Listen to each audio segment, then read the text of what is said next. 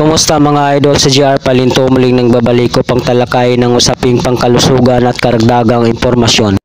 Ngayon ay ating alamin kung ano-ano nga ba ang may dudulot ng guyabano sa ating katawan. Sa isang balita noong 2013 na inilabas ng DOST, sinabi nila na ang guyabano soursop ay puno ng carbohydrates, dietary fiber, vitamina B1, B2 at C. Nabanggitin nila na ang prutas ay mayaman sa flavonoids, phytochemicals na may potensyal na pigilan ang paglaki ng mga virus at allergens.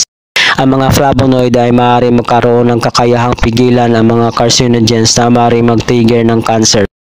Una, ang guyabano ay mayaman sa acetogenins, potent anti-cancerous agents. Isang ulat ang nagpatunay na ang soursop ay naglalaman ng mataas na antas ng acetogenins na kanilang ibinukod sa mga buto, dahon, balat, ugat at prutas. Pangalawa, ito ay maaaring magkaroon ng cytotoxic effect sa cancer. Ang pagkakaroon ng mga cytotoxic effect ay nangangahulugan na ang isang bagay ay maaaring pumatay ng cells. Ang chemotherapy at radiotherapy, halimbawa, ay tinuturing ng mga cytotoxic na therapy sa cancer. Sa isang pag-aaral, natuklasan ng mga mananaliksik na ang guyabano ay may potent cytotoxicity laban sa cervical HeLa cancer cells. Pangatlo, ang mga sangkap sa guyabano ay maaaring magdulot ng apoptosis o pagkamatay ng cells. Ang apoptosis ay nakaprogram na pagkamatay ng mga selula. Kapag may humahadlang sa apoptosis, patuloy na nabubuhay ang mga selula, ito ay maaaring humantong sa cancer. Ipinakita ng mga pag-aaral ng mga benepisyo ng guyabano ay kinabibilangan ng induction ng apoptosis sa ilang cancer cells. Ang mga katas ng dahon at prutas ng guyabano, halimbawa, ay nagudyok ng apoptosis sa mga selula ng cancer sa suso.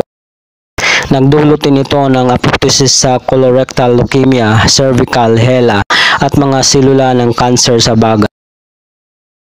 Ang guyabano ay may anti-proliferative properties. Sinasabi ng mga ulat na ang paglaganap ay ang tanda ng pag-unlad ng cancer.